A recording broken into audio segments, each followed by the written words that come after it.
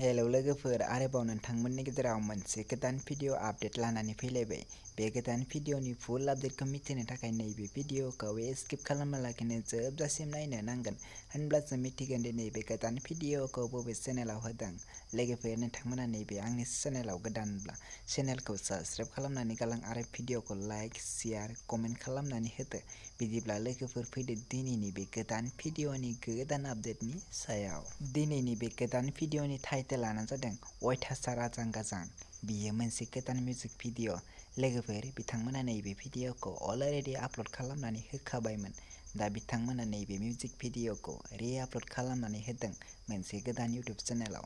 दासिमहालागै नायाखै अब्ला बे भिडिअनि जोबनायाव नायनानै लानो हागोन, आरो आं बिथांमोननि बे भिडिअनि लिंकखौ नैबे भिडिअनि डेसक्रिपसनावबो होनानै दोनदों।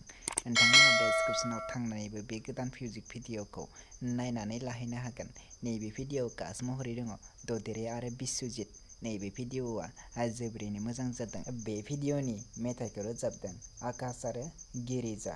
लोगोफोर, दासिमहालागै बे गोदान मिउजिक भिडिअखौ फुलि नायाखैब्ला बिथांमोननि इउटुब चेनेलाव थांनानै नायहैनो नांगोन। नैबे भिडिअनि प्रडिउसारानो जादों धनजित, जायख्लं आरो डेन्सप्रिट। लोगोफोर, बे भिडिअआ जोबोरैनो मोजां जादों। नोंथांमोना बिथांमोननि पिटि फिल्म प्रडाक्सन इउटुब चेनेलाव थांनानै बे गोदान बड' मिउजिक भिडिअखौ नायनानै लाहैदो, आरो बिथांमोननि बे गोदान इउटुब चेनेलखौ दासिमहालागै साबस्क्राइब खालामाखै अब्ला बिथांमोननि इउटुब चेनेलखौ साबस्क्राइब खालामनानै होदो, आरो भिडिअखौ लाइक, शेयार, कमेन्ट खालामनानै होदो।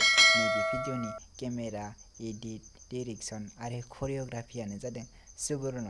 लोगोफोर, नोंथांमोना बिथांमोननि इउटुब चेनेलाव थांनानै बे गोदान मिउजिक भिडिअखौ नायहैदो, आरो भिडिअखौ लाइक, शेयार, कमेन्ट खालामदो, आरो चेनेलखौ साबस्क्राइब खालामनानै होदो, जेन बिथांमोना बेफोरबायदि गोदान भिडिअफोरखौ थाब लानानै होबाय थानो हायो।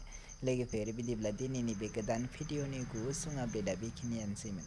चेनेलाव गोदानब्ला चेनेलखौ साबस्क्राइब खालामनानै होदो। आं बेफोरबायदि गोदान भिडिअफोरनि आपडेट लानानै फैबाय थायो। आंनि गोदान भिडिअनि फुल आपडेट बयनिख्रुइबो बांसिन नायनो थाखाय चेनेलखौ साबस्क्राइब खालाम।